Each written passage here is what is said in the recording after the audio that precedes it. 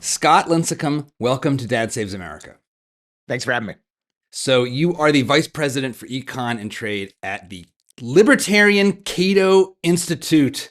I can think of no ideology more under assault than libertarianism as we sit here. Even our friends on the right don't Right. like us. Um, and uh, and I have you here today because we are in the midst of trade war craziness. And I had Oren Cass on this show yesterday, Yeah. and we talked for a good long time about his perspective. And I'd say in many respects, you are the counter perspective. Right. So why don't we just start off, with a little bit about your background? I actually got my start in at Cato as an intern back in the late 1990s. Spent some time as a research assistant in Cato's trade center a million years ago, and then went off to law school and practiced international trade law for about 17 years, in which time I advised multinationals, sovereign governments, you name it, on all the nuts and bolts of international trade law and policy and supply chains. So, a lot of what I did, particularly towards the end of my time as a lawyer, one of the reasons I got out actually, was advising clients on how adjust their supply chains in response to all this tariff stuff, how to comply with global trade rules, whether it's on subsidies or whatever. And so it was during those years that I really got an affinity for economics and for kind of manufacturing, supply chain management, all cool stuff. And then that brought me back to Cato in 2020. And I've been doing both economics education and international trade policy since then. All right, real quick. If you like what you're seeing and you want to see more, be sure to hit the like button, subscribe to the channel, and ring the bell. It lets YouTube know that you want to see more Dad Saves America, and it helps spread the word. So it's one of the best things you can do to support what we're doing. And now, back to the show. So we are in unprecedented Yeah. times right now, right? So last Wednesday, as of this recording, President Trump had his Liberation Day, announcing a range of things. To summarize it as I understand it, essentially a 10% across the board tariff rate for all imports into the United States. And then what he called reciprocal tariffs at Yeah. different levels that seem to be based, at least in part or in total, perhaps on the current trade imbalances Yeah. or something. Yeah. And then even more punitive tariffs on China. Right. So what was your initial reaction to what was announced on Liberation Day? Let's just start Yeah. there. Shock, depression, um, pretty funny too, honestly. There were a lot of really great memes, penguins getting tariffs and stuff. A combination of all three of those things. The like you said, the announcement was quite the spectacle. And when the original tariffs were rolled out, there was a massive amount of confusion about what the heck we were seeing. All these different numbers, how are these calculated? And it was quickly, the beauties of the internet is, it's the hive mind in action.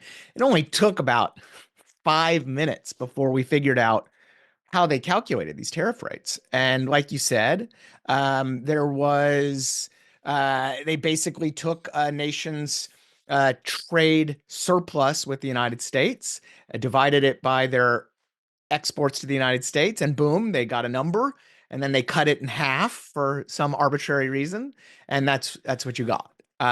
Then they applied 10% to everybody else. So this had a lot of flaws. The first is that there's nothing reciprocal about 10% tariffs. That's just a protectionism. You you had right, if your trade deficit, according to the Trump administration, is a sign of unfair trade practices, trade cheating, as one White House official put it. Well, then if we have a trade surplus with, say, Brazil, then not only are we kind of cheating, right? But there should be no tariff, right? So the trade relationship is fair, as they put it. No, Brazil got 10%.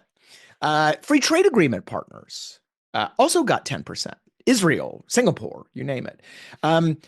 Countries that are known to be very open, kind of free trade exemplars, like Singapore as well, got.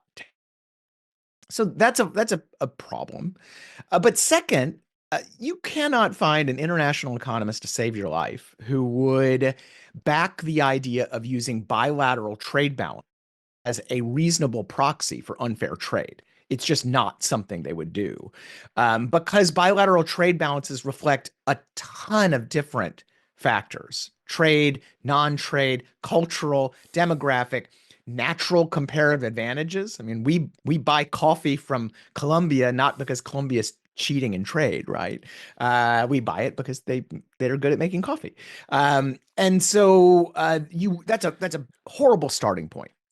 But beyond that, um, the additional calculations that they made, and beyond the arbitrary cutting the number in half, just simply have no basis in economics. In fact, because I should note, after the internet reverse engineered these numbers, the White House was very quick to say, no, we did this rigorous calculation, and the United States Trade Representative issued this document. They cited some economists to justify what they did. And the economists cited were like, we would never sanction this calculation. You misused our research. You didn't even use the right number. If you'd used the right number in this calculation, tariffs would be 4 times smaller than what you got. We would never use trade balances as a proxy for unfair trade behavior. And oh, by the way, we would never apply a single number to every product or every country, because every product and country is different in how trade flows and consumption and the responses to those things work. So overall, this number that was produced is an absolute fiction. Now, I should note, though, in the broader sense, it was not surprising at all.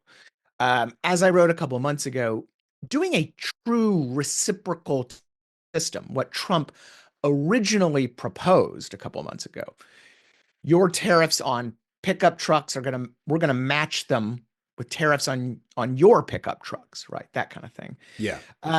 That would be a Herculean effort, because not only would you need to match tariffs, but you'd need to match non-tariff barriers, domestic policies.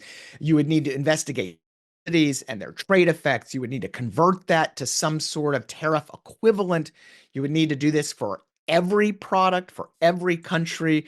You're talking about thousands of calculations, and a Herculean, if not impossible, effort. And to the trade representative's credit, buried in that little analysis is a part where they say it would be almost impossible for us to do this, so we're gonna do this shortcut, right? This very terrible shortcut. So for them to wing it like this reflects the fact that there's an inherent tension in this reciprocal stuff between accuracy and speed. You could do it right, or you could do it fast. They chose fast. Even in choosing fast, they did a really bad job of it. So I think one of the things that the general public and all of us as individuals who aren't steeped in international trade economics, Right. Struggles with are some of our most basic zero sum intuitions. Yes. I'm from Allentown, Pennsylvania. There's a famous Billy Joel song. We're living here in Allentown. They're closing all the factories down. Yeah. We call that region spanning into Appalachia the Rust Belt. It's not a pleasant nickname for a reason. And I think there has been a sense. There's a whole set of things that I think are like truisms in our dialogue. We don't make anything anymore. Yeah. And also everything is made in China. Right. And I think when you go to Walmart, it feels like that. Right. You walk down the aisle, you pick up a thing, made in China, made in China. You go to the Apple store, oh, made in China. Design in California, made in China. So can you just set the stage for what are the most foundational facts that an American that wants to understand what's going on needs to know about what we do and don't make Yeah. and how things work in 2025. Right. Where to begin? I mean, I think the place to begin is simply with the manufacturing myth. Uh, the truth is that the United States is the world's second largest manufacturing nation in terms of output or value added. The only nation that's bigger is China, and China has 4 times as many people. So if you look on a output per worker basis, Americans are number one. We crush it. We beat not only China and Mexico, India, developing countries, which are not very productive at all. But we Germany, Japan, Korea as well, right? So the United States has a very large manufacturing sector and is highly productive. So we have a very productive workforce, um, but we don't make low value consumables, t-shirts, footwear, furniture, a lot of the stuff, electronics, a lot of the stuff you're gonna see at Walmart. So those we make, well, we make a lot of cars, but airplanes, satellites, industrial chemicals, a lot of stuff that is important for the global economy is actually high value added, advanced manufacturing, um, but is just not something that you and I are ever gonna go into a store, look at a label, and we might ride on a Boeing when we go to see mom and dad, right? But we're not really aware of any of that stuff. So it gives the impression that we don't make anything, and that's just simply false. The second really important point is that American manufacturing today is very much global manufacturing. So, in other words, we depend on imports, on exports, on foreign investment, on kind of free flowing, relatively free flowing capital, labor, ideas, all that kind of good stuff, right? So, for example, about half of everything imported into the United States last year was stuff, raw materials, capital goods, equipment used by American manufacturers to make other stuff. A concrete example of that is that your average American-made car contains about half of that content in that American-made car is imported, right? So imports, Give me a sense of what, since cars are something we all yeah, have a lot of experience with physically. Give me a sense of kind of what kinds of things. Are there particular kinds of imports for cars that we yeah, rely on? it totally depends on the manufacturer, and that's another good point I'm about to get to, and I'll just get to it now. Um, about a third of all global trade today is companies trading with themselves. So when you go back, and that's intra-company trade. So Hmm. the example I always use is Airbus, South Carolina, massive aircraft factory. Well, Airbus is a European company, and Airbus makes a lot of stuff in France, not just planes, but other stuff. So Airbus imports naturally from Airbus in France. Now, if you were to ban imports from France, Airbus would not all of a sudden just run down the street to the aircraft parts store and start buying American, right? No, they have to qualify those products. They have to fit in these Airbus planes. They have to get regulators to sign off on them. Um, so going back to autos and other things, right? It really depends on the car. Kias made in Georgia I believe they get their engines from Korea. Kia is a Korean company. But Ford will get its engines from United States. But then we'll get stuff from Canada and Mexico as well. They can also get steel and other raw materials from abroad or at home. It just really depends on the suppliers. I forget the number now, but somebody looked at GM's tiered suppliers, and it's into the thousands of different suppliers in these supply chains, because our cars today are not like the 1950s, right? I mean, they're basically computers on wheels, right? Yeah. And so Everything's computer. right, exactly. And so so once you understand that American manufacturing today relies a lot on imports, and then you look at the data and you see, we'll go back to autos, it's a great example, that automotive manufacturing capacity in the United States, our ability to make cars, Yeah. has increased as imports have increased. So it's not like imports and are killing our capacity. They're actually supplementing, they're complementing that capacity. So that's a really important point when you start to think about tariffs, right? Put tariffs on imports, and yeah, you can help some American manufacturers. You're going to hurt other manufacturers. Another big point, though, is that we also export a lot. The United States, depending on what you use, the second or third largest exporting nation in the world. And companies export that supports their production here, jobs, all that kind of stuff. But that very much depends on open trade too, because if you raise the cost of production, you make their exports less competitive, right? So let's say we put a tariff again on all those auto parts. Well, okay, you might have some auto parts jobs that you're supporting in the United States, but you're making our cars less cost competitive abroad. So overall, the latest data show that about 80% of all manufacturing workers in the United States work at a company that is involved in trade, exports or imports or both. So that's a big 80%. 80%. Right. Wow. So that's, I mean, we're basic. And so we have a lot of blue collar jobs, even in manufacturing, that are very much linked into the global economy. And that gets to, I think, the third point that's really critically important here. The flip side of all of the trade in goods and services we have, the flip side of our trade deficit is a surplus in foreign capital. The easiest way to think about this is that the dollars we send abroad to buy, let's say a foreign car, well, they have to come back to the United States eventually, right? They really can't be spent anywhere else. And they are spent oftentimes on investment in American manufacturing. So the largest automotive exporter in the United States is BMW in South Carolina, right? So a ton of SUVs are made down there. We export a ton of them. BMW imports a ton too.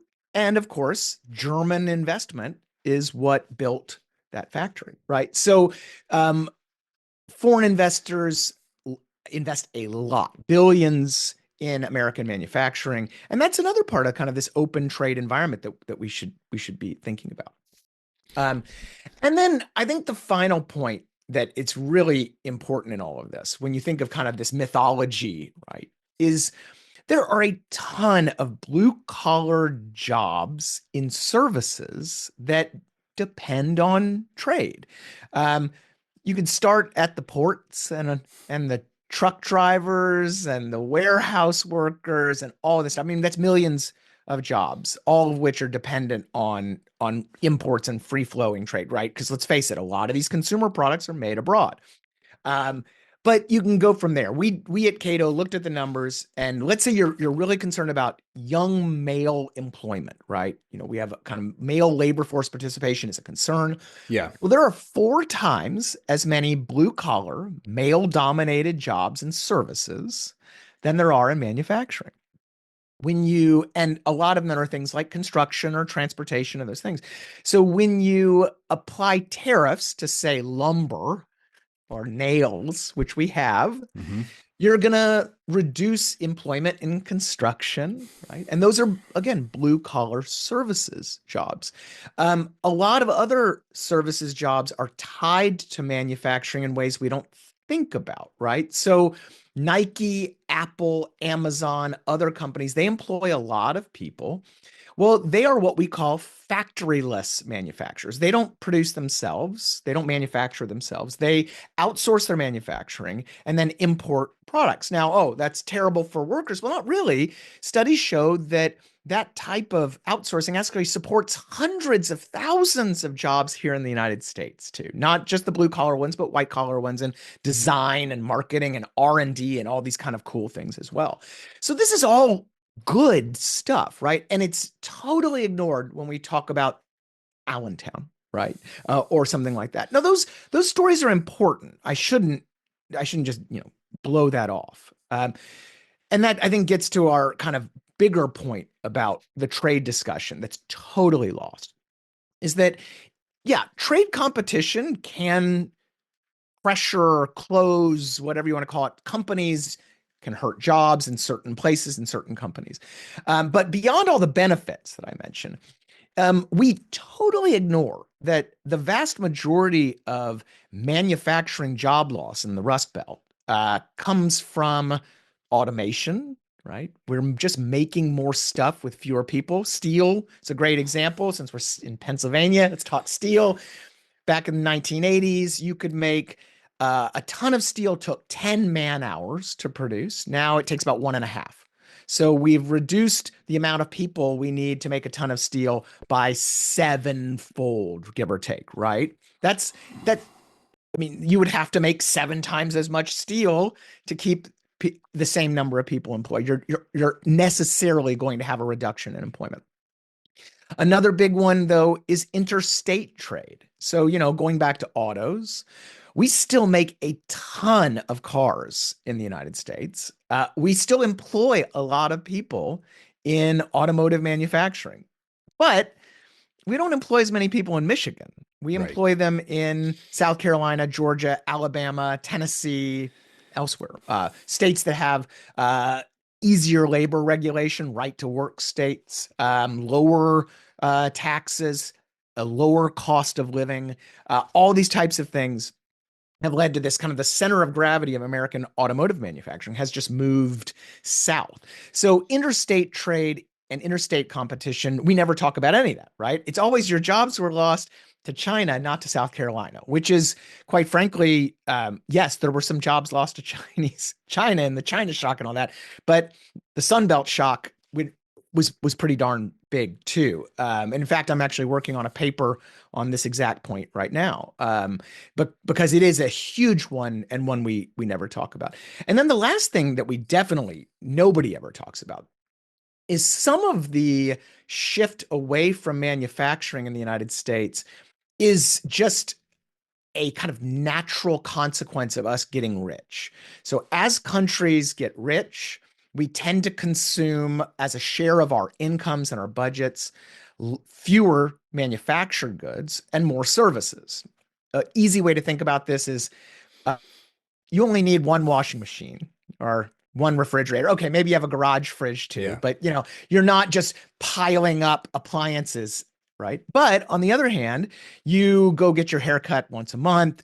Maybe you splurge and get a massage or a manicure, or you spend on healthcare, you spend on housing finance, all these types of things, right? So Education, as we get entertainment. yes, leisure, all of this kind of stuff. Because by the way, trade gives us more leisure time too. That's another thing it does for us.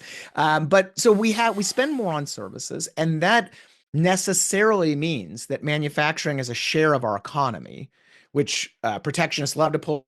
They show this chart. Oh, manufacturing is a share of the workforce or as a share of GDP keeps going down.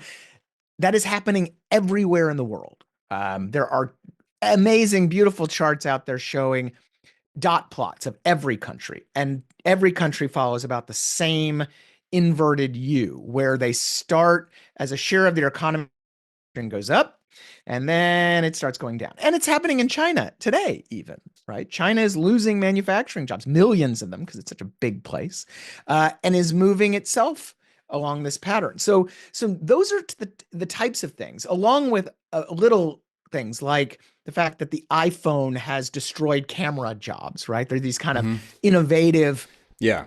uh, where we become dematerialized, right? We use less paper, less metal in our stuff, right?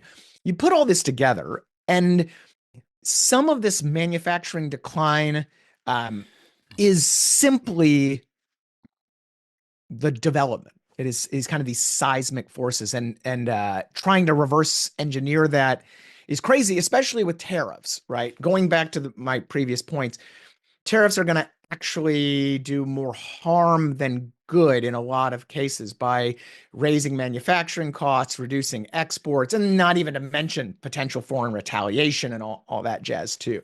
So it's kind of, as I always just try to describe it, tariffs are a 19th century tool trying to be applied to a 21st century economy, and they tend not to work out very well. So that was like an entire college course in international trade delivered in short order. Um, That's my job, man. I have a comparative advantage in this. okay, so one of the things there's okay, I'm going to play against my biases because my Yeah, biases are in your direction, and try to really disentangle some of the concerns sure. that we have, and I think one of them is whether or not the level of interdependency we have with countries, especially China, and Yeah, maybe it's important to even just um, raise the question of whether China needs to be treated differently yeah, than everyone else. So maybe let's just start there because the Trump administration has applied all this like new high watermark of 10%. And I know as we sit here, as of 24 hours ago, the rest of the non-Chinese extra tariffs have been paused for 90 yeah. days, which is like hot off the presses as of, every day things are changing. But do you think of it that way? Is there an important distinction because of the security and geopolitics in talking about China Yeah. separately from everyone else? Yeah, yeah. So yes and no. Sorry to hedge. Any free trader worth his salt will make a clear and open exception for national security. Whether that means tariffs or buy American rules or whatever, nobody that I know of is going to say we should be buying tanks and planes and laser guided missiles and everything else from uh, potential adversaries. So it's a country like China. Yeah. And China right now is the clear exception that falls in, or the clear country that falls into that exception, right? So that's correct. But, and this is where you get to the no. First, we need to remember that this should be the exception. China, as of last year, represented about 9% of total US trade, imports, exports, goods, and services. Hmm. So I would be fine to have a policy for the 9% and then a free trade policy for the 91%, which a 10% global tariff sure as heck ain't, right? And by the way, steel and aluminum tariffs are in place. Potential automotive tariffs are in place. Those Canada, Mexico, fentanyl tariffs are hanging out there. Trump wants semiconductor tariffs. There's lumber tariffs. There's copper tariffs. I mean, this is not the 9% and the 91%. There's a lot more overlap in policies that are just rote protectionism, not China policy. Okay, so that's the first thing. The second thing, though, is when it comes to China trade, we need to be smarter about what we mean by protectionism and China, right? So, for example, even before Trump's blanket China tariffs, we had 25% tariffs on tiki torches from China. Now, where is the national security issue with tiki torches from China? There is none, right? And these were being made on these kind of ostensible national security claims, right? They could be So, bombs. Well, I mean, look, tiki torches. right. You How got about that baby Charles. blanket? Yeah. Baby blankets. Baby That was another blankets. one. Okay. Breast pumps from China. I mean, you can go down the list. We made a very funny list of a lot of the stuff, vacuum cleaners, this kind of stuff, right? So, one of the problems with just a blanket tariff on everything from China is that you're hitting a lot of stuff that has absolutely no security nexus, is not boosting the Chinese military, is just simply stuff that makes Americans and particularly poor Americans' lives easier, right? Cheap shoes, uh, baby blankets, raising taxes, which is what they are on this stuff, does not hurt the Chinese, certainly doesn't hurt the CCP, but it doesn't hurt the Chinese economy. It hurts us. And so we always have to remember that tariffs are a tax and they're primarily paid by Americans. So you shouldn't just be, they should be applied judiciously, and they're not being applied judiciously. And that, I think, gets to a broader point about China policy and national security policy.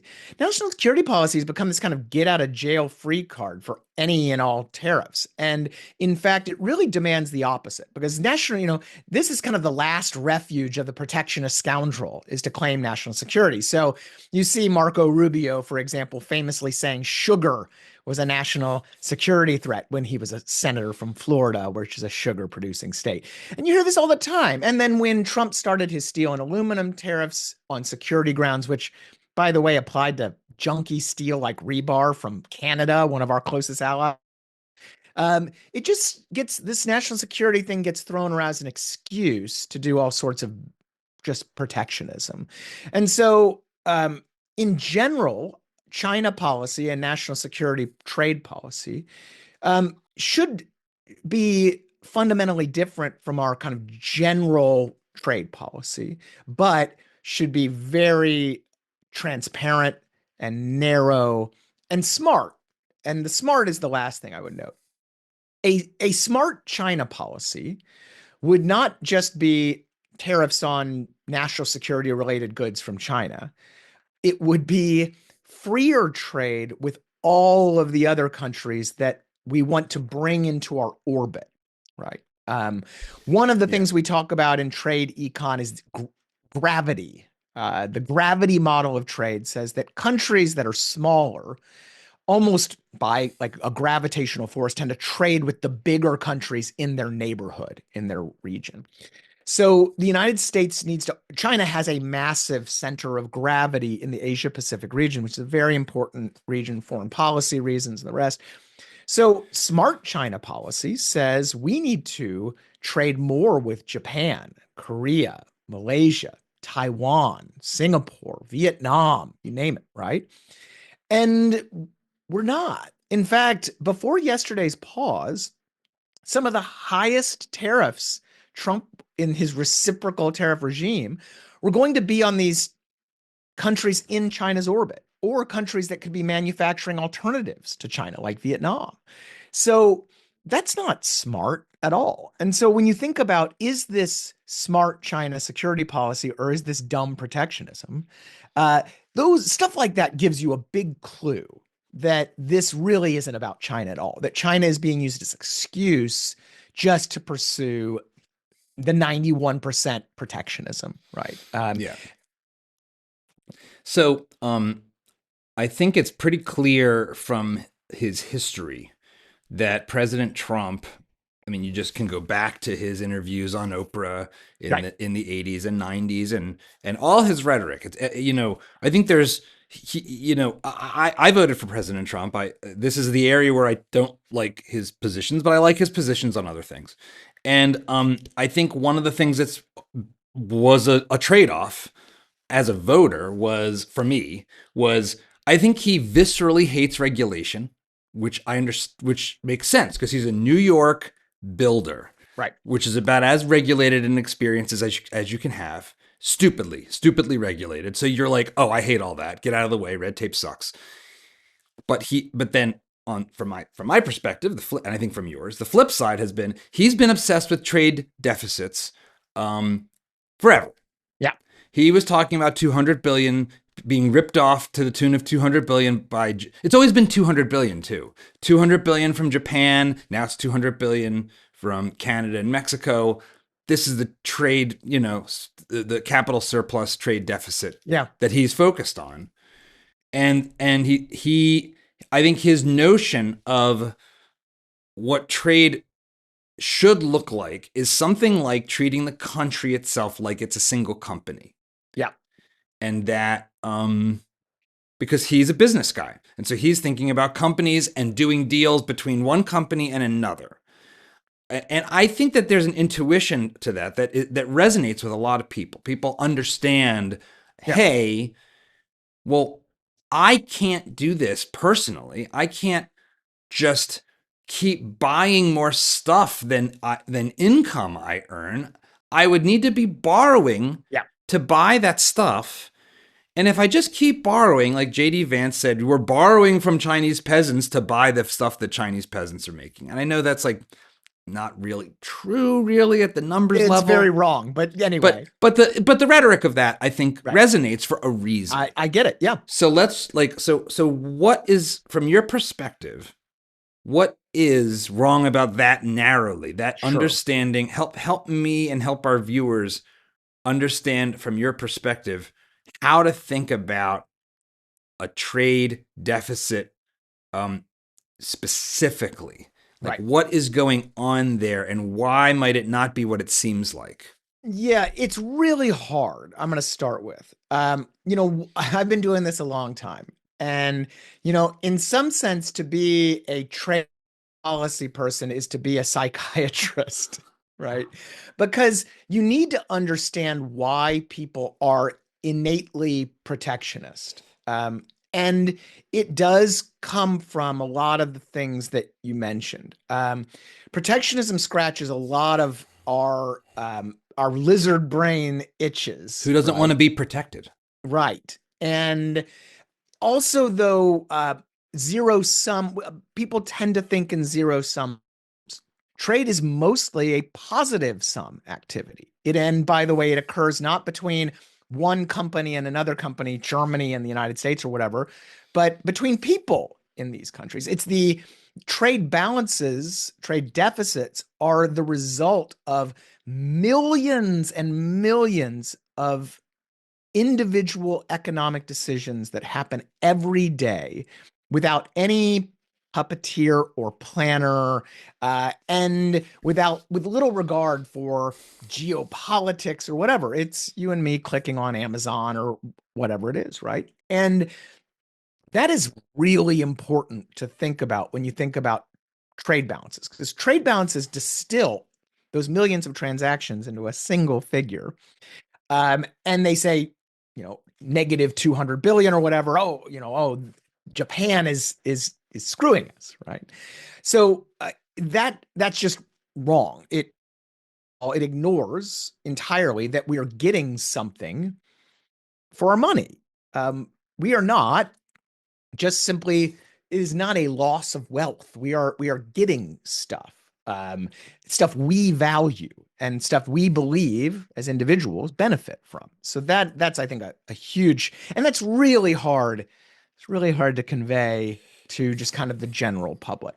The other thing that so the other thing that is ignored is the capital flows, right? So I Mm-hmm. mentioned before that as our dollars go out, they eventually make their way back to the United States as some form of investment in the United States. That can go into equity, so it can go into the stock market, it can go into real estate, it can go into government debt, it can go as foreign direct investment, it can go as corporate debt, whatever. And so you can look at these capital flows, and they are the mirror image of our trade deficit. So every trade deficit of 200 billion is matched by a capital surplus of 200 billion. We don't see any of that either, right? So that's When you a say we don't huge. see any of that, how do you mean? Well, You when just I mean at mean the when we individual level? or when these numbers are reported, it's very, when the trade deficit numbers come out, they come out every month, and we go, oh, there's a trade deficit of 200 billion. They don't say, oh, there was a capital surplus of 200 billion, right? Nor do they note that we got all these goods as part of that. And of course, the word deficit sounds bad too, right? That's another part of this, right? So the next thing that people don't get, and again, I totally get it. If you're not like a dork like me, why would you ever even spend 5 minutes thinking about this stuff? You wouldn't. We're all rational actors. We're rationally ignorant about all sorts of things. I don't know how to repair my lawnmower. It doesn't make me, a bad person. I'm not going to spend time learning that, right? So like, there's a lot of these things, but I think another one that's very important is that um, the trade deficit doesn't necessarily mean any sort of loss of industrial capacity or loss of wealth, because the pie can always get bigger. So this goes back to this kind of zero sum, right? So if you think of the pie, the economic pie as fixed, if you lose 200 billion go abroad of our dollars, oh, that's it. We're 200 billion poorer, right? But if you don't think about that, the stuff we're getting can actually lead to more capacity. So if we import more auto parts, we get more automotive production, right? We import more lumber, we get more houses, whatever, right? So in reality, the pie is not fixed, and trade can help grow the pie. It can boost economic growth. It can boost industrial capacity, all these other things, right? So when you look at the numbers, you actually see that far from having a loss of wealth over the last several decades that we've had trade deficits, the US capital stock, so kind of the size of the stuff we have, has expanded substantially. American household wealth has gone up substantially, adjusted for inflation. Non-financial assets have grown substantially. And I looked at all this in a recent piece, if you want, I mean, several data points. So it's not just theory, it's practice that the pie is getting bigger as we have these trade deficits. And then finally on jobs, look, we've had decades of trade deficits, and we've had unemployment until very recently, around 4%. It was low before. Labor force participation, employment to population ratio. So looking beyond just the unemployment rate, because that can mask some things, at a near an all-time high. Native born employment, very high. There's trade deficits are there. Even manufacturing jobs have increased over the last decade plus. So they plummeted in the Great Recession. There was just a massive sell-off. But ever since then, they've been on this kind of slow and steady creep upward, even as the trade deficit has persisted. So this idea that this zero sum calculation, trade deficit bad means we're losing wealth, production, jobs, none of it is in the data. And again, you would be hard pressed to find an international economist that says that the trade deficit is a cause of these things. You might find some economists that say it's a symptom of some underlying problems with how we save or spend or invest, how our government spends beyond its means. That I totally agree with. But is it a cause of problems, a thing to be solved? Very few folks in the profession would say that. People who study this stuff for a living. So one thing in my conversation with Oren, and this is maybe the area that I personally have feel weakest in thinking about, is it's pleasant to call the money that comes back investment. Yeah. A different way to look at it is buying us up, right, buying our assets. So right. if the Chinese central bank, let's say, is buying U.S. Treasury bonds, that means the Chinese government owns our kids' future tax revenue, plus interest accruing over time. Yeah, that's uncomfortable. It's not clear that it's making us more productive. It is probably making us less. Yeah. And even if, let's say, the Japanese central bank or Japanese individuals are buying our stock market. Yeah. Well, a lot of that is not necessarily, at least, again, this gets very complicated very quickly, but I'll play Oren for a minute because this is how he talked about it. Yeah. Okay, so Japanese people have all these US dollars from selling us all these awesome Toyotas, and now they turn around and start buying stocks on the US stock exchange. Yeah. They're not IPOs. They're basically just buying Apple stock from my grandmother. Right. Is that making us more productive? I mean, indirectly, perhaps, because then my grandmother turns around and maybe her index fund buys an IPO. That gets into like financial intermediation complexity.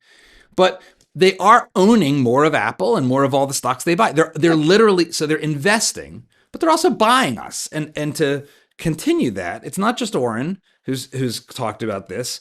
Um, Warren Buffett Yeah. did a story, a kind of parable he called Yeah. what was it, like Thriftsville and Swindleton. And then he basically said, look, if you run persistent trade surpluses, this is around the 2008 time he told this Yeah. story. Yeah. If you're running persistent trade deficits, you are ultimately selling off more and more of your country, Yeah. your country's assets, your people's assets to foreigners. And at some point, they own the place. Right. And so he sort of pointed to that. And I'd say he's by and large a free marketeer.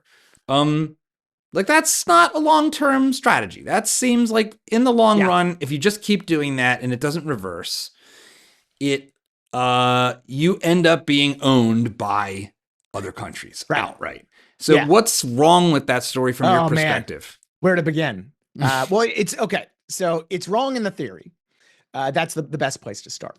The reality is that there is absolutely no reason why increased foreign investment in whatever, Apple, a factory in Ohio, our government debt, means that they actually are going to own a greater share. The key is the share of the country, because the US capital stock can always grow. It is not, there's no constrained cap on the size of the US economy, on the size of our stock market, on Apple's market capitalization, on any of these things. They can go.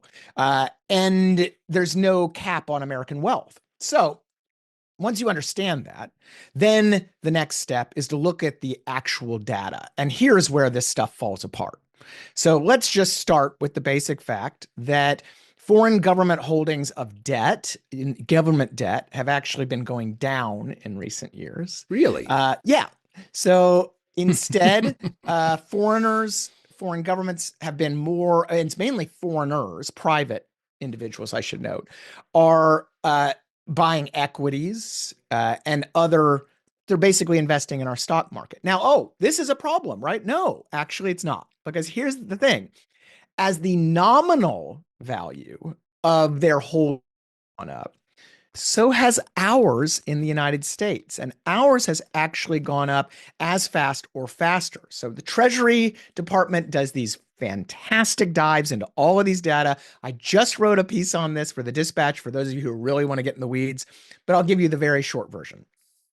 The share of foreign holdings, so the share of foreign ownership of our stuff, has been flat for decades.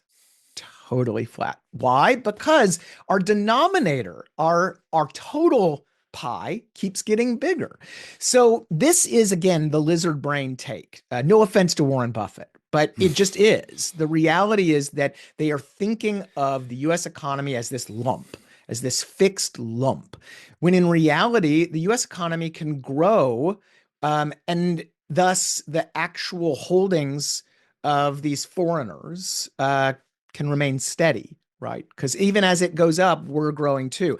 The second point that's just as important as that just math point and the empirical stuff that I just mentioned is that it ignores that the foreign investment can actually help us grow, right? So foreign holdings of government debt will tend to keep interest rates a little lower. That's good for businesses that want to expand. It's good for you and me. We can have a house and a lower mortgage, and it allows us to then go spend elsewhere. Okay, so that's one way. When a foreigner buys your grandmother's Apple stock, she doesn't jam that money in her backyard in a tin can. She either spends it, she invests it, she gives it away to you, and you do something productive with it. So again, there's no reason why that foreign capital can't actually be very productive and actually grow the pie, help grow the pie. It's not the only thing going on, but help grow the pie. Okay, keep going. No, and I would say, and then of course, foreigners do build or buy factories here. And when they do that, BMW, South Carolina, Kia in Georgia, you name it. Nippon Steel wants to buy US Steel, right? They don't just sit on their holdings, they invest in those too.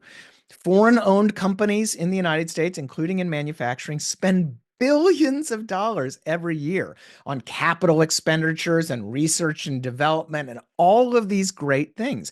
They, even when they don't spend money, they transfer knowledge and know-how to our workforce. They help communities around these investments improve, compete, supply.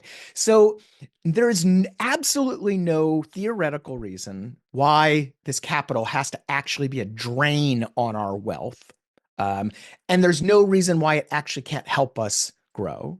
And again, the empirics just simply don't support this kind of zero sum notion. I know it sounds very scary, right? But the reality is that it isn't. And it's hard. It's so easy to prey on these misconceptions. And it's so easy to throw around numbers that sound very, very scary when you don't include the denominator along with them, right? When you only include the numerator, oh, this is very scary.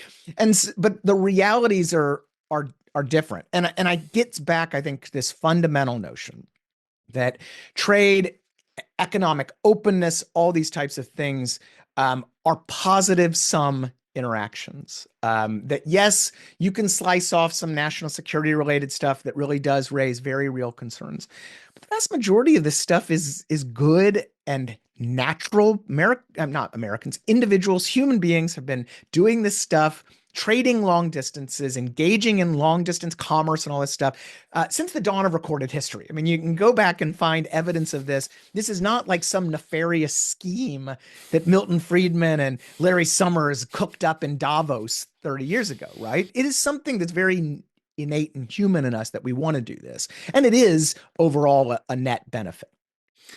I think at the most practical level, this notion of trucking and bartering, as Adam Smith talked about, and even just the way, as a dad, you have kids, you watch your kids play with toys, and they invent this very, very quickly. They invent like, oh, I'll give you this in exchange for that.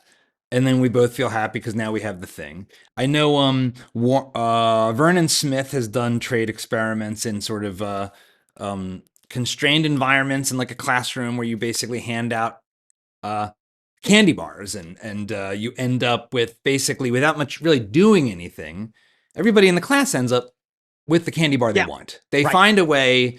It's like so much of this, and I raised this with Oren, and I think this is true of a lot of this debate.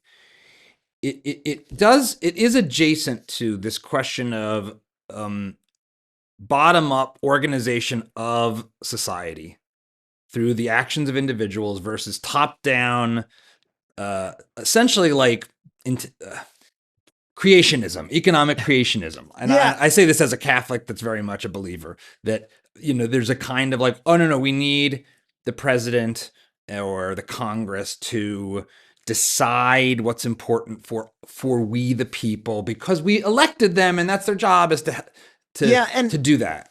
I mean, how do you think of the broader politics and rhetoric that comes around with this? Well, I think it's very one-sided because, look, markets are imperfect.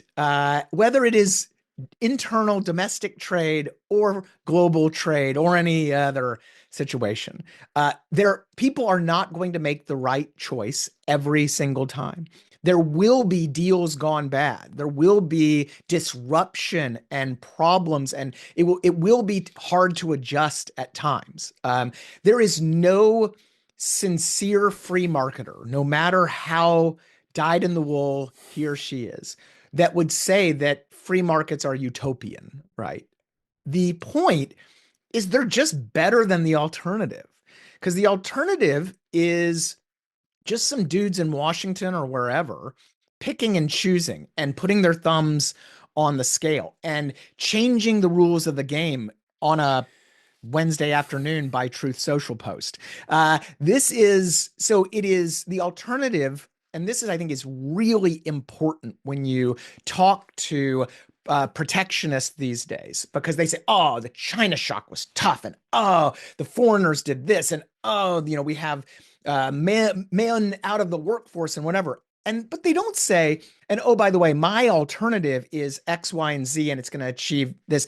It's really just this kind of unstated, what we have is bad, ergo protectionism will be better, or whatever. And look, we know that not only are the economics not there, but the political economy of this stuff is absolutely terrible, right? That when you have government picking winners and losers, when you have it setting tariffs and then inevitably giving exceptions to those tariffs, it economics, the economy becomes politicized. And when the economy becomes politicized, two big things happen. One is you just end up with a less efficient allocation of resources, right? Because markets do work pretty darn well at getting things where they need to be eventually. Prices are pretty awesome in that regard too. And I would just add to that when we say markets, we're not talking about Wall Street traders. We're talking about individual people out there in the world, Yeah. you and me, looking at, hey, the cost for X went up.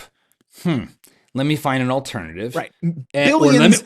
Or let me invent one. Let me invent an alternative. How can I make that cheaper? Let me invent a new tool. That's what we mean when we say markets. I think the use of in free market language of markets starts us off in a place where it's not people.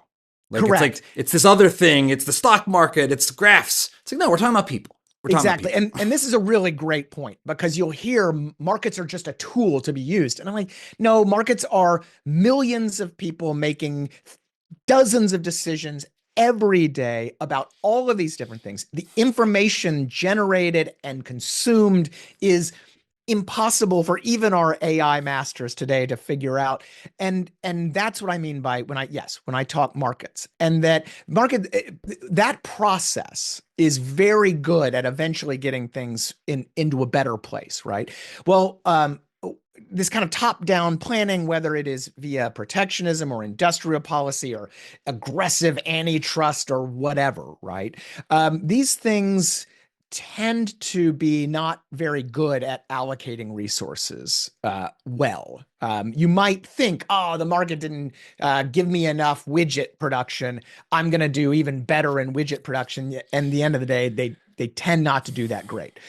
But the other big point is the politicization and the inevitable government involvement in this stuff, because government actors have to set your industrial policy and your tariffs and whatever, injects a huge amount of uncertainty into the market, into the economy, such that it makes decisions harder for private actors. And you're seeing this over and over right now with the Trump tariffs.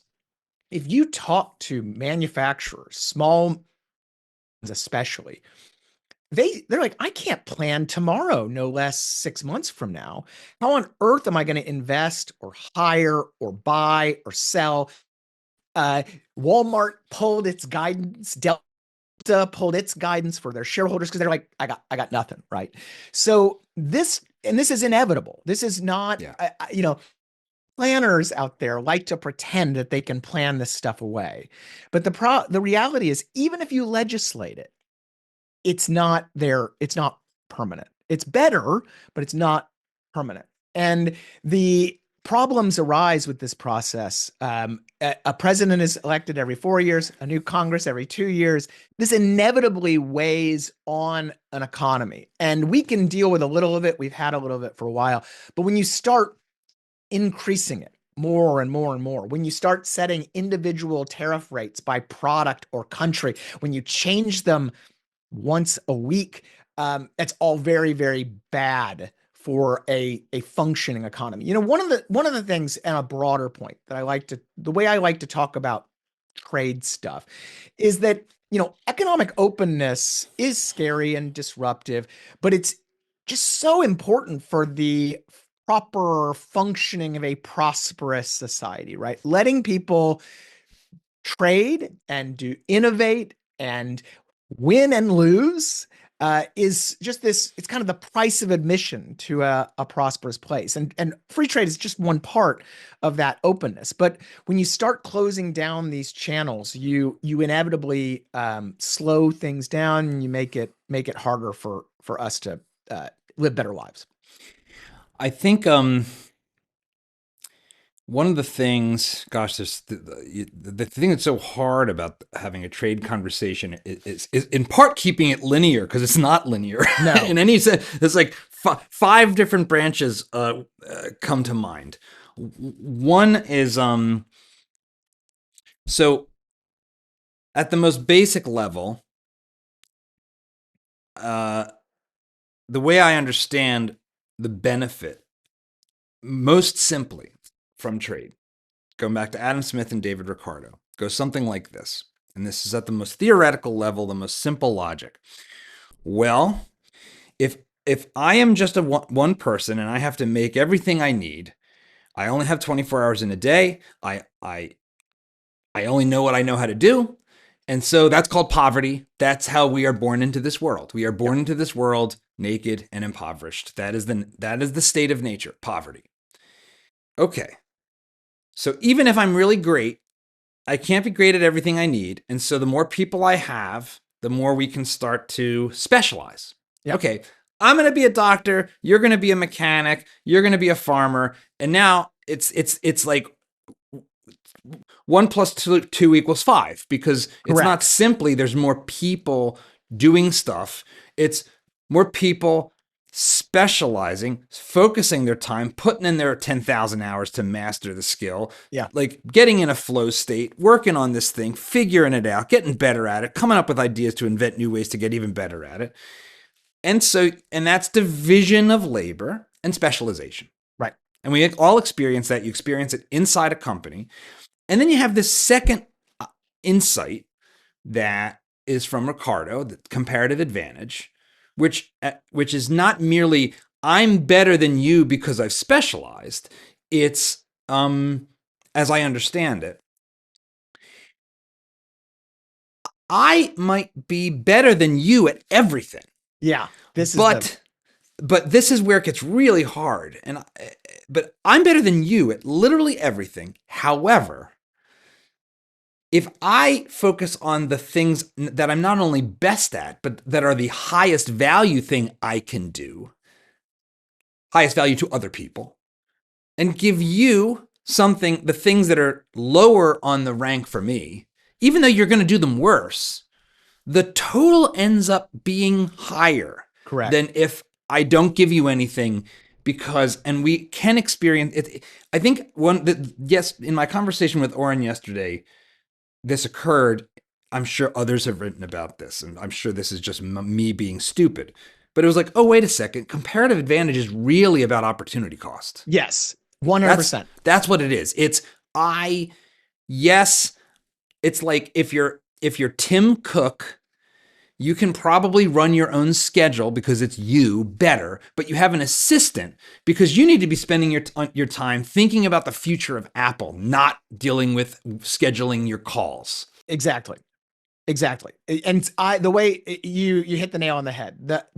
The easy part of comparative advantage is Colombia grows coffee better than the United States, or somebody in Colombia does that, right? Better than somebody in the United States.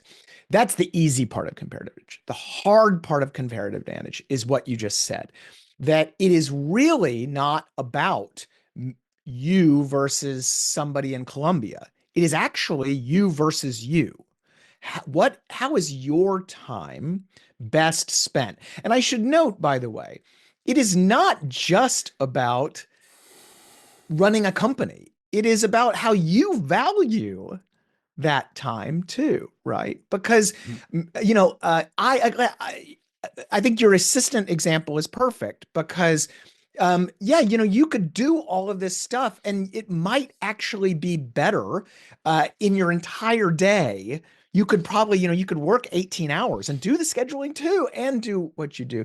But you value having some leisure time, you value your family time. So the beauty of trade is it allows you to spend as little time as possible on work. You can just focus on the stuff you're really good at. You can make money doing that. And then you can go do the stuff you want to do the rest of the time. And that's this really beauty. And by the way, what allows you to do that is by trading with someone who isn't as good at your scheduling, but wants to do it and can.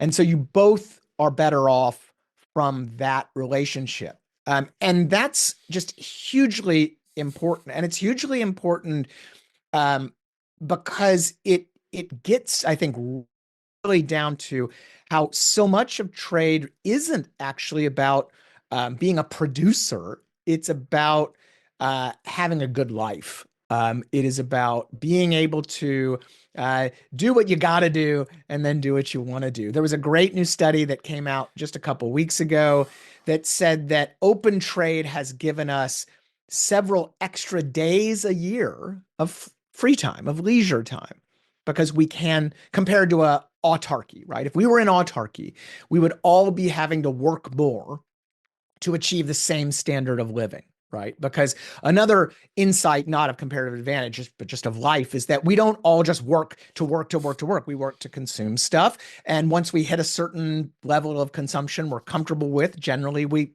stop, right? So trade allows us to have free time and leisure, and we can spend that training for a new job or hanging out with our family or playing video games. Who cares, right? It is doing what we want. And but at its root, it does get back to those comparative advantage concepts.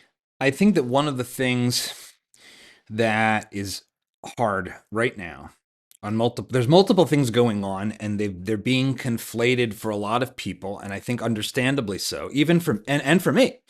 And that is, first, let's say we've spent this past hour talking about how complex it all is, how interconnected everything is, how all the simple stories about where the costs and benefits are end up being basically kind of lies when you just look at the facts.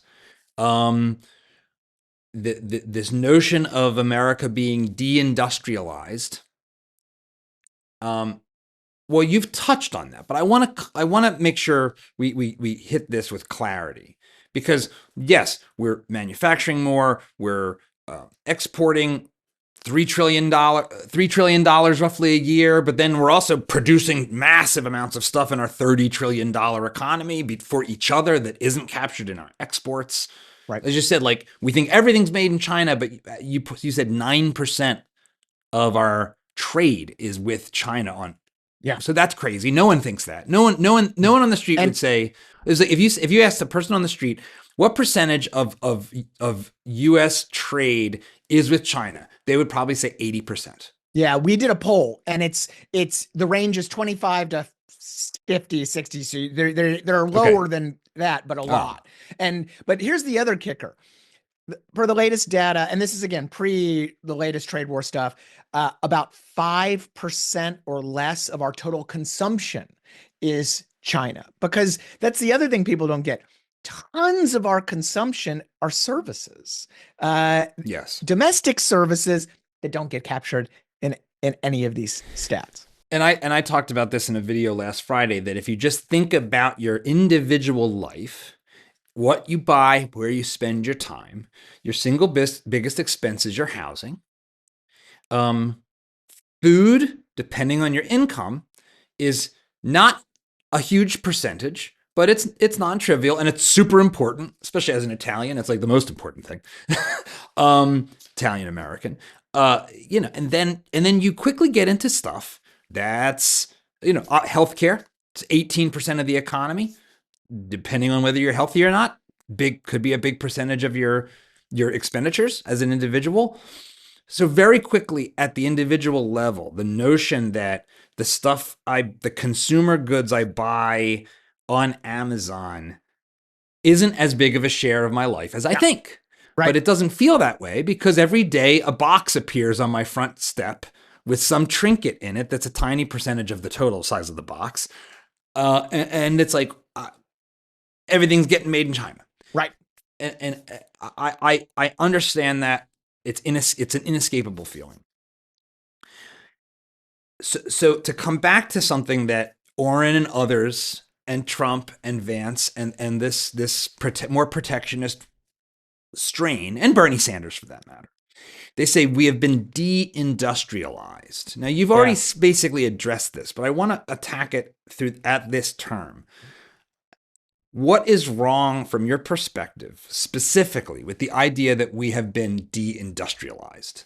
Yeah, so beyond the capacity and production numbers we already said, I think the other missed point is that, nobody that I know of on the kind of free market side of things says there's nothing we can do for manufacturing in the United States to improve manufacturing. Nobody is anti manufacturing, right?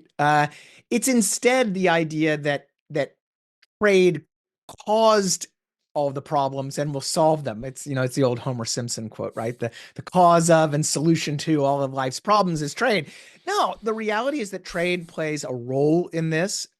Some bad, a lot good, but there are massive number of domestic policies, non-trade policies that both have harmed manufacturing over the years and that could help tax policy, regulatory policy, immigration policy, some trade policy, but there's a lot of other things going on. And one of the real frustrations for working in this biz, and particularly when we talk about deindustrialization, is this myopic focus on China and on trade. When studies show that modest changes tax policy, allowing for the full expensing, full immediate deduction, immediate write-off of construction, investment expenses, R&D expenses could help a lot of manufacturing, right? Instead of giving them subsidies, you just let them write off whatever they want to invest in already.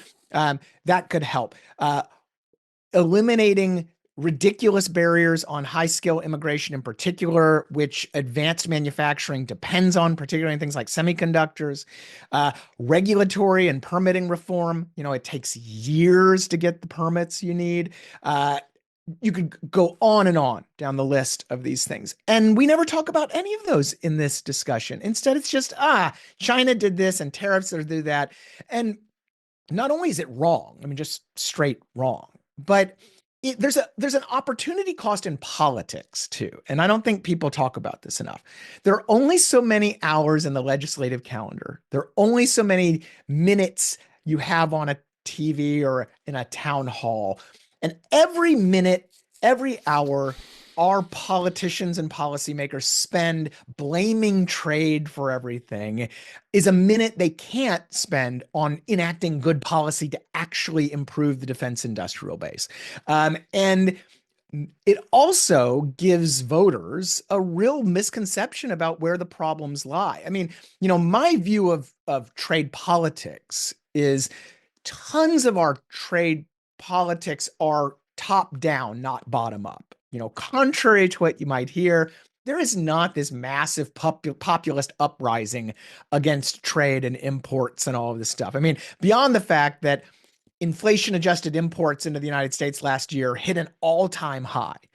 And beyond the fact that when you ask people, when's the last time you actively sought out to buy American and were willing to spend more than an extra dollar or two on something American made instead of made in Japan, China, or wherever. And it's like 20% of the people are like saying they do this stuff beyond those revealed preferences. The fact is that when you ask people about their views on trade, they don't think about them at all.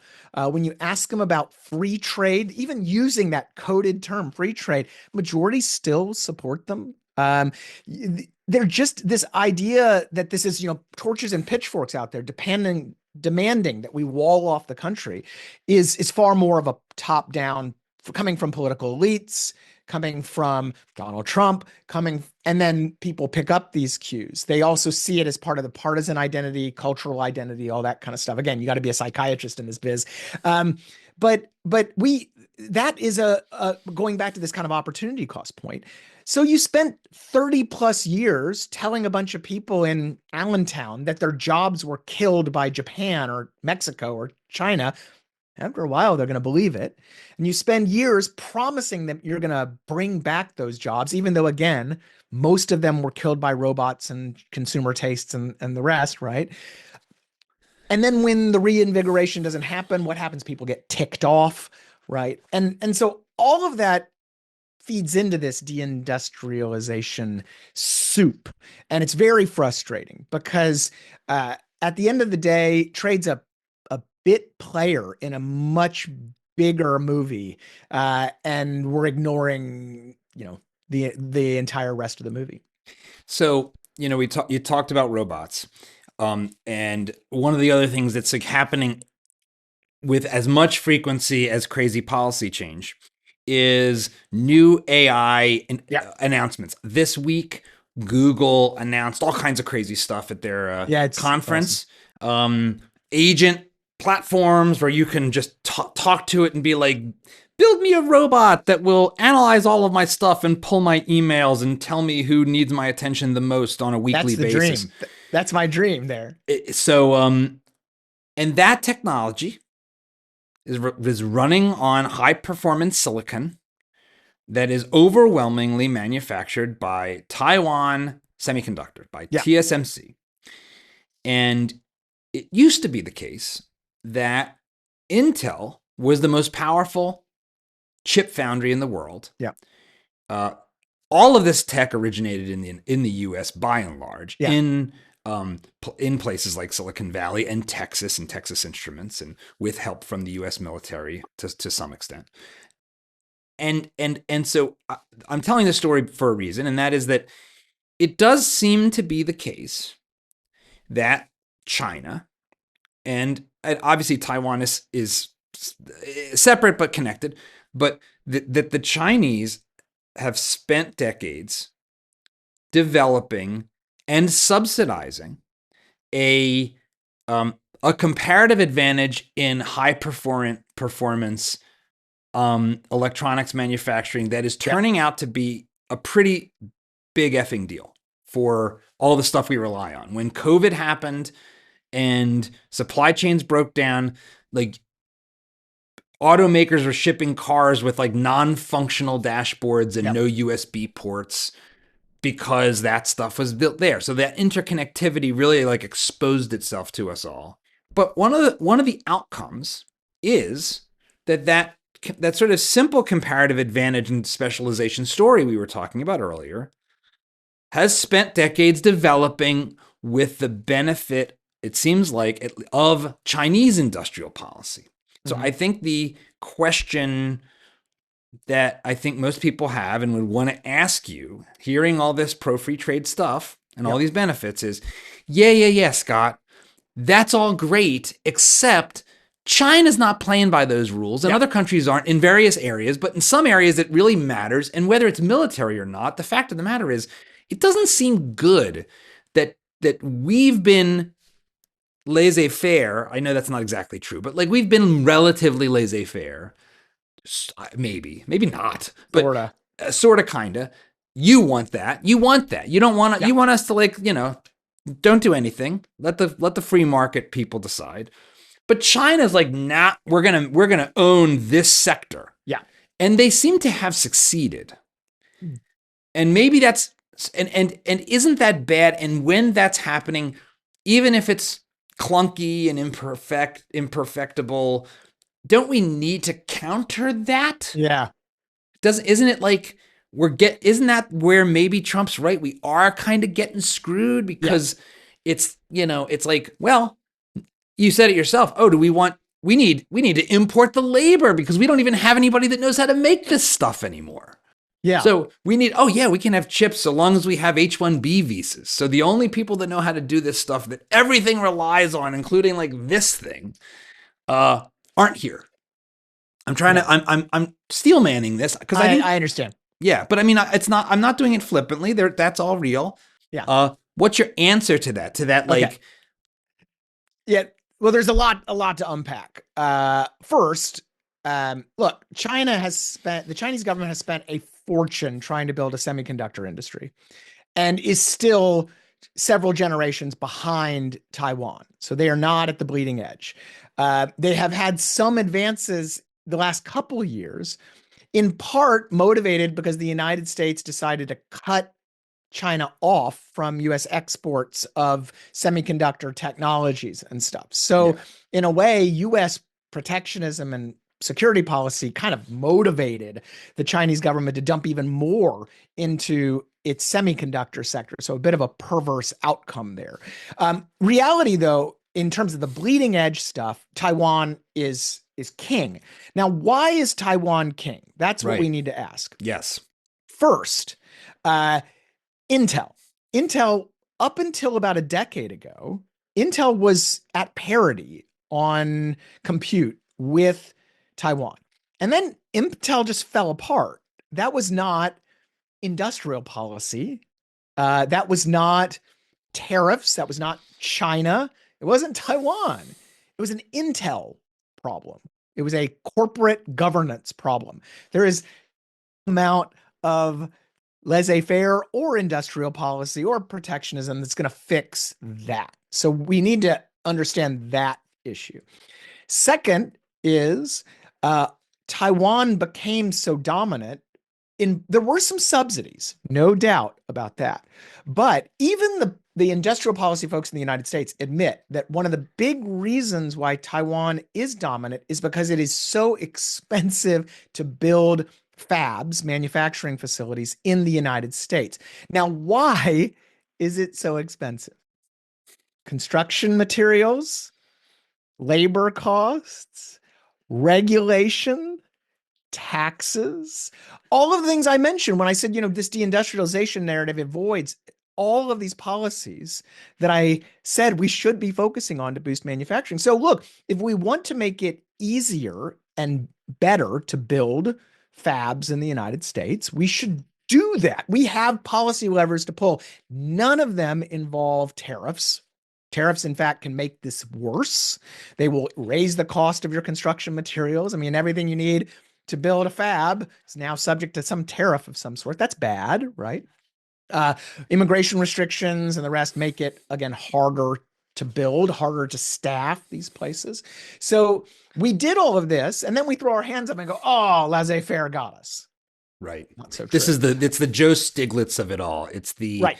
Since 1980 we've had total deregulation. Right. It's like, well, last time I checked, that's just a lie. It's Yeah. like in 1950, something like 5% of jobs were subject to government licensure, and now it's something like over 50%. Yeah. Which actually matters like a lot, because that's Right. that's like whether or not you can get into a job and a trade and start, and the government has made it 10 times harder since 1950. That's not laissez-faire. That's not Yeah. deregulation. That's massive regulation. And so once we've identified, okay, these are problems and they're things we should fix. We can't fix Intel, no matter how many subsidies we give them. But we can make it easier to build here, and we should make it easier to build here. But then you have to ask, well, what is this? What is the industrial policy or the protectionist solution to all of this, right? So, I could write or think of a actually government subsidy program that for bleeding edge 2 nanometer or below semiconductor production in the United States that would run the United States government $5 or $10 billion in taxpayer dollars. And honestly, I'd be like, okay, that's fine. It's connected to the Defense Department. That's fine. But we didn't get that, right? We got this massive slush fund, 50 plus billion in direct grants to anybody who has his hat out, right? Bleeding edge, not bleeding edge. Memory chips or logic chips, doesn't matter. Intel, this failing company, was the biggest grant awardee. Why? Well, Intel built in Ohio, a politically important place, not a semiconductor area. And of course, is the American national champion, right? So now Intel might need to get bailed out by whom? TSMC, which is crazy, right? So, and Yeah.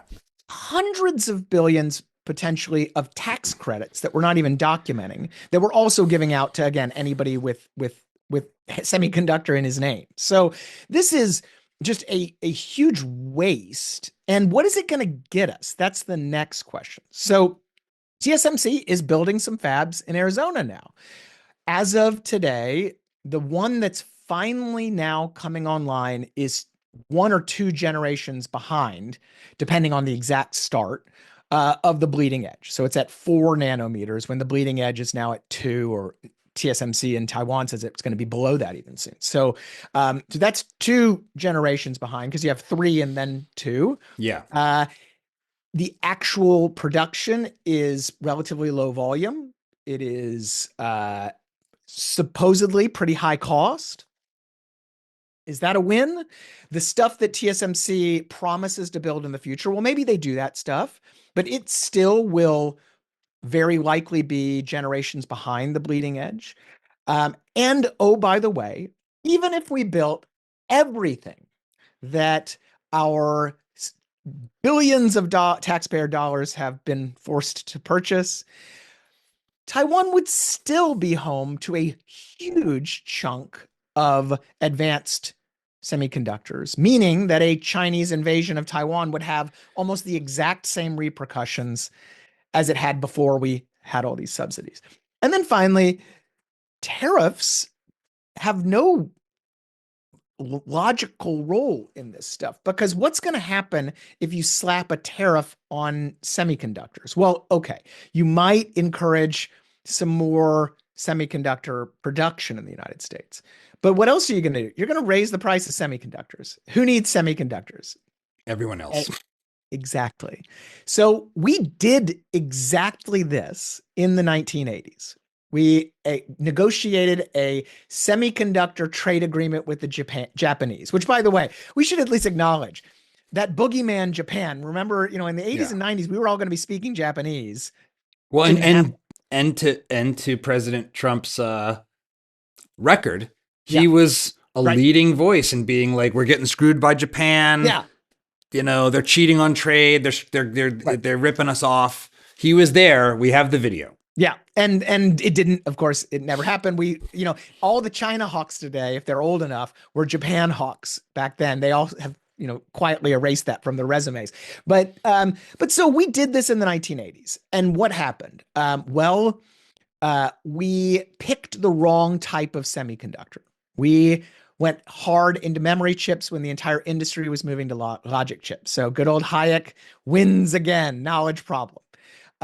We raised the price of memory chips in the United States, and that ended up pushing computer companies offshore because the costs were so high. Mostly to Korea, I would think, because Samsung and LG. Well, that's the next thing. We encouraged the growth of the Korean semiconductor industry. And now Koreans are Samsung, Hynix, huge memory chip guys. So a lot of unintended consequences. There's even hilarious stories, because this was a managed trade deal that required guaranteed Japanese purchases of American chips, of just dumping those chips in the Tokyo Bay because they were worthless. Basically, you had to buy them in just total. I mean, you can't have wealth destruction any worse than that, right? Bastiat's rolling over in his grave at this type of trade balance nonsense. And so we have to ask, what is the smart way? I agree. I think having semiconductor production is important. What's the smart way to do it? What's the dumb way to do it? And tariffs are just very dumb way to do it. And again, tariffs on China, maybe. Tariffs on everybody else, no sense at all. And there is a case study that in protectionism, at the intersection of both global trade and the military, and that is the shipbuilding industry. I understand that you know something about this history. So to set the table, when you go to a port, what you see are massive ships filled with cargo. We make almost none of those ships. Almost none, as I understand it. I think the US used to be able to make ships. What happened? Because ships, it used to be a thing like, oh, what means, what a strong nation is? A strong nation has a powerful navy. Yeah. We don't build ships. Why? Well, there are a lot of reasons, but one of them, protectionism. We have two laws in place that effectively require both tourism, so personal travel, and cargo shipping between two US ports to be on American made ships that are owned by Americans, crewed by Americans, and flagged with US flag. This is called, one of them is called the PVSA, Passenger Vehicle Safety Act. The other one is the Jones Act. The Jones Act is the one we always bring up, but PVSA applies to cruise ships and other stuff, and it's important too. So, what has been the effect of these laws that have been in place for quite a long time? Well, it has been the slow and steady decline of the US shipbuilding industry and of the merchant marine. Precisely what these laws were intended to protect and to grow. Why? Well, it costs today 4 to 5 times as much to make a cargo ship in the United States as it does to make one in Korea, or other places too. China, yes, but Japan, Europe, elsewhere. It is just insanely expensive to make a ship here because of all these Jones Act rules, which also, by the way, have additional things like steel protectionism is buried in there too. So it's not just the shipping mandate. So we have these rules, and because ships are so expensive, nobody uses them. So today, instead of, if you say you want to have some orange, you have oranges in Florida, you want to get them to Boston, you do not use a ship. It is just too darn expensive. If you have liquefied natural gas in Houston and you want to get it to New York, you know what? Good luck. You're very likely in New York, you're going to buy from abroad, Middle East, Africa, you name it, because we don't even have any LNG tankers. That's how expensive it is. What? Let's say you want to build a Wait. Hold on one second. So if you're in the Northeast, yeah, it is cheaper for you to import energy. And this energy is one of the things where, as I understand it, the U.S. is a net exporter of correct fuel. So we are the new Saudi Arabia. LNG tankers leave the United States every day. But if you're in New York, you're going to buy from across the ocean. Before you buy from, I'm sitting here in Austin, Texas, before you buy from Texas, because of our shipping nonsense, because of protectionist shipping laws. Yeah, that's right. That's right. And the absurdities continue on and on. And this is a textbook case of what happens when a company is given a high level of trade protection. Over time, it just simply doesn't innovate. It takes profits. It has a captive domestic market. It only serves that captive market. It doesn't try to find a niche that in which it can be competitive. And over time, you just simply destroy the industry. I mean, it is protectionism 101. And I should note, the Jones Act is a classic example of this. And I should, before I actually get on to that next point, I should note the biggest fans of the Jones Act, the reason the Jones Act stays, lobbyists, industry groups, and politicians. I mean, it's really hard in the real world to find somebody who likes the Jones Act, particularly if you live in Puerto Rico or Alaska or Hawaii, the places that are just getting choked off by these dumb laws. But in Washington, you can find a lot of Jones Act fans because they're all in the biz. And that's the other thing that protectionism does, right? It creates a very intense, vocal constituency for maintaining or even expanding the protectionism, right? It is always about denying waivers in case of emergencies. It is always about, oh, now we have a new enemy and we need even more protection, or now they want subsidies too. It is always going back to government for more and more and more. So I should note, it is textbook. We use it all the time at Cato. It's a great terrible example of how these things can go very, very wrong, and cost us all a lot of money in the process, us being Americans. Um, but it's not just the Jones Act, right? I mean, I wrote a paper several years ago. I mean, you can go and look in the history books, and there are dozens of cases of protectionist policies, not just raising consumer costs, but not creating lean, mean, innovative industries. In fact, in a lot of cases, the companies still went bankrupt, or when the trade protection went away, they immediately went back to the government for more. US Steel is a poster child for this. US Steel has had some form of government support going back, I mean, to the 70s at least. Steel is one of the most protected industries in the United States, if not on the planet. And what's been the result for US Steel? Well, instead of innovating into new technologies, instead of rationalizing capacity when they needed to, it's just kind of this lumpy zombie industry that's now desperate to get bought out by a Japanese steel company. And this, you know, this is often called like market failure. Oh, US Steel was a market. No, this is exactly what you would expect to happen. I worry when we talk about advanced technologies, semiconductors or whatever. I really do worry that, we're going to be creating similar situations for these really bleeding edge industries, which might seem okay now, but could be a real problem in, 20 years.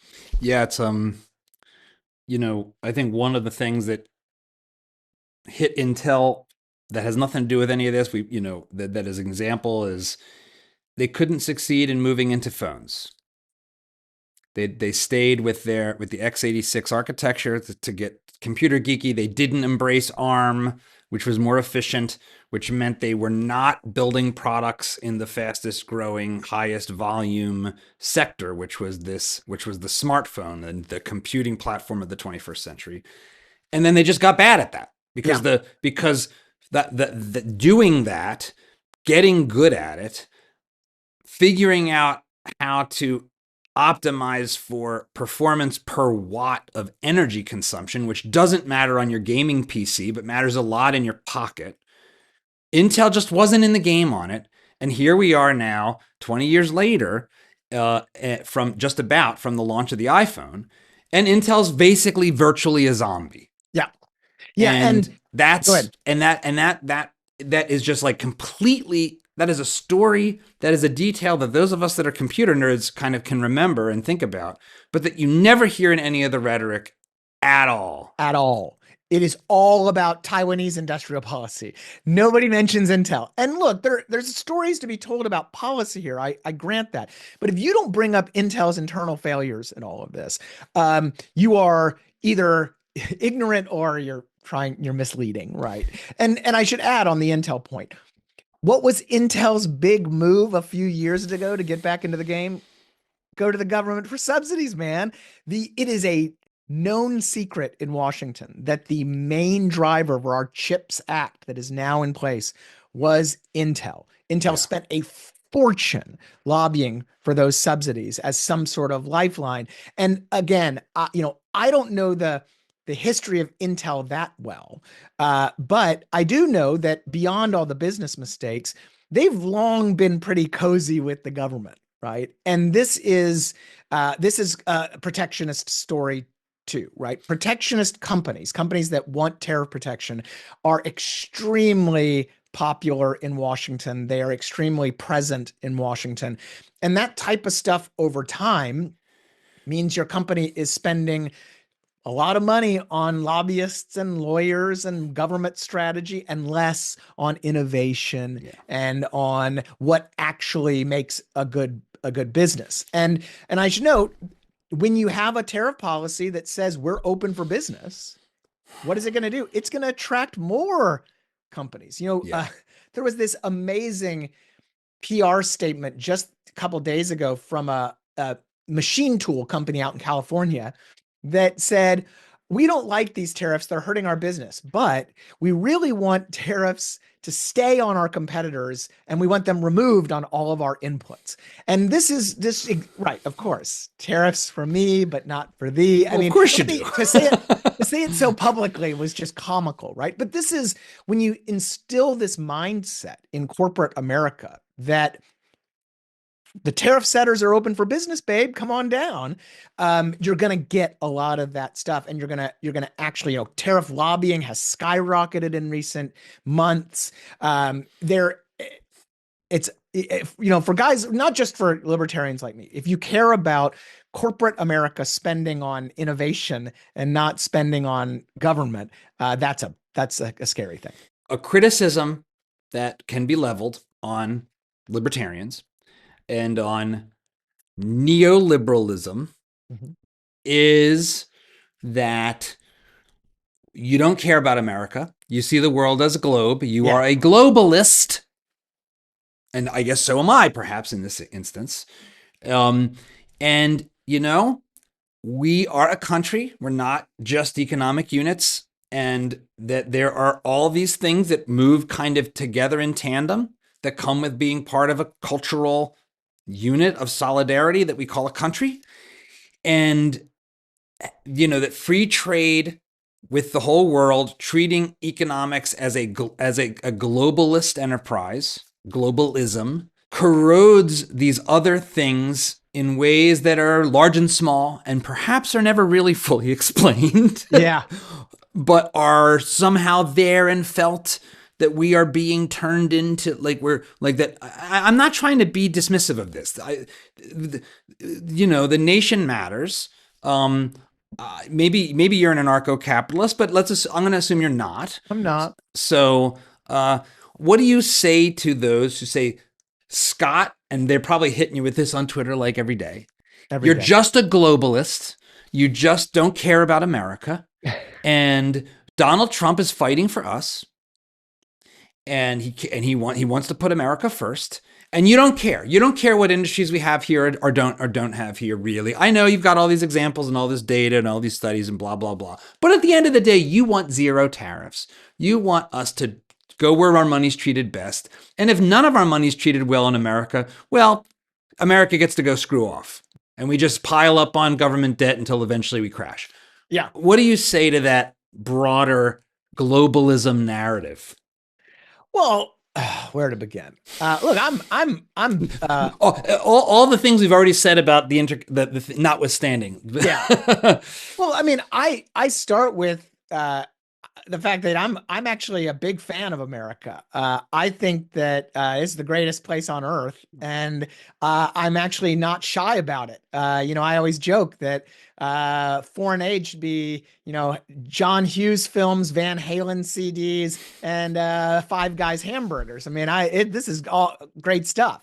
But look, facts matter here, right?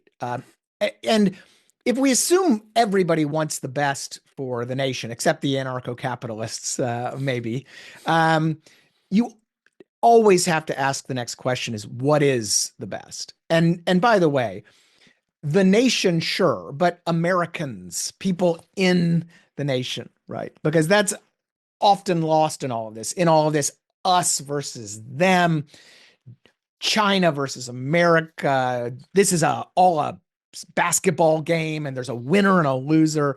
No, I mean, it's Americans that you want the best for, right? And that's where, from there, an understanding, right, that these things are not zero sum. There is not just a winner and a loser from a trade deficit. There are millions of winners on both sides.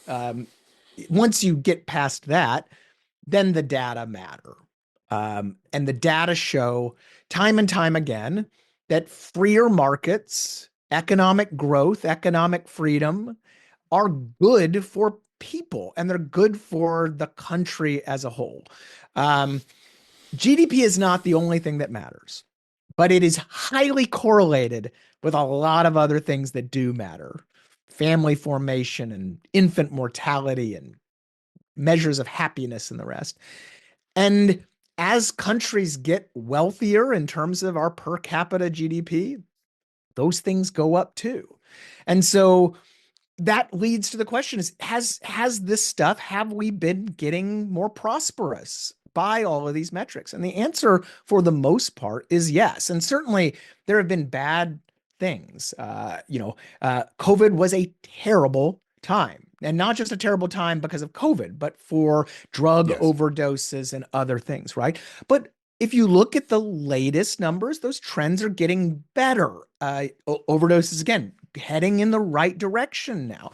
And so, over very long periods, it is just undeniably true that the American system we have, the modern American system, not the one of Henry Clay, the modern American system has been a immeasurably good for Americans.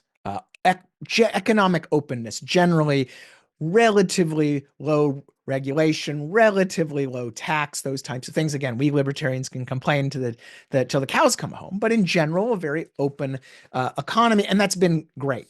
And it's been great for our economic strength, right? When you're home to, I forget the exact number, but it's 10 of the largest 15 and companies on the planet in terms of market capitalization. An economy that has outperformed our industrialized peers by leaps and bounds in recent years because we are so open and dynamic, right? Because we are so wealthy.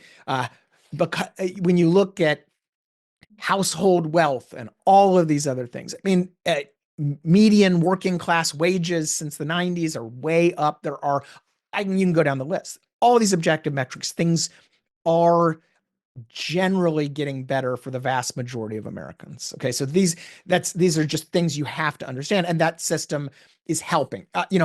Globalization, trade, and stuff. It's not the only driver, but it's part of that secret sauce we talk about. That kind of what helps create this dynamic and vibrant American society, and I want to keep it that way.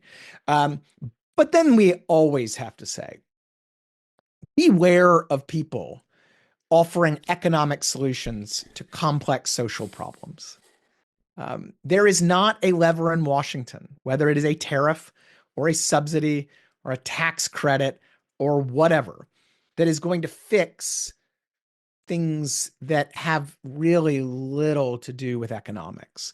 And I hate it when these very difficult issues are boiled down to, oh, that's because of free trade, or oh, you just need tariffs.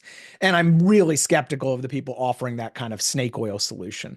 The people who are serious about these things will acknowledge, there's a guy at American Enterprise Institute, Scott Lincicome, very brilliant guy. And he says, there are real issues with economic mobility at the bottom end of the income spectrum, with marriage and family formation Yes. and these types of things. He goes, and I got to tell you, man, there is not just some sort of economic solution to this No. stuff. And so you get back to, well, what can I do in my niche policy field? All I can do is help with the economic stuff. I can tell you this is going to be good or bad for the economics. I can tell you also that in general, this will help you have a little more leisure time. I can't tell you how to spend that leisure time. And there's nothing I can do that's going to force you to go to church instead of play video games or whatever, right? And tariffs can't do that either, by the way. And we need to be honest about that stuff, because if we're not honest about it, we're just having a really stupid conversation. This is one of the things that rhetorically gets delivered like this. Scott, man is not homo economicus. There's more to life than GDP. The world isn't just a Steven Pinker line up and to the right, go boom. Yeah. And it does strike me that I think there are those for whom that kind of criticism is reasonable, but I think it is very often just a straw man way of pretending that defenders of sound economics are somehow making a broader claim than they're making. Correct. There isn't really anything on. And one of the things I think is so interesting about this, and frankly, kind of fundamentally Marxist in its nature, because is is to say that we can fix these cultural, social problems with these economic levers. Marx, I think, is one of the most misunderstood things in our culture, especially in sociology and history departments in universities, is the idea that Marx isn't a materialist when he is, in fact, singularly a materialist. He is explicit in believing that all that matters is the economics, that the social order is entirely a function of material outcomes. And he is the one, and his adjacent, his cousins, his nephews, philosophically, are the ones who actually don't account for faith and family and community and the other stuff of life that if you've traveled and you go to actually poor places and you encounter happiness. Marx has no answer for that. Yeah. Marx has no answer for why suicide rates go down during times of war. Because that doesn't make any sense. War's bad for the economy. War's materially destructive. And yet there's something else in human nature about having loyalty and having group solidarity that isn't about trade, it's about other stuff. Yeah. And I think this is something that in this moment we're in that has we've been through a lot of disruption and there's a lot more to come. That I think this is one of the scariest things around in the rhetoric of our times is that the very real problems, the very real challenges, the scary things that lie ahead all just get bundled into a blob. And on the other end of that blob is policy lever X that I happen to like, that I would like even without all the problems I'm talking about. I just like it. Yeah. Well, and for folks in the policy community, the disconnect is so obvious because they'll say you only care about GDP and economic stuff. You don't care about all these fuzzy things.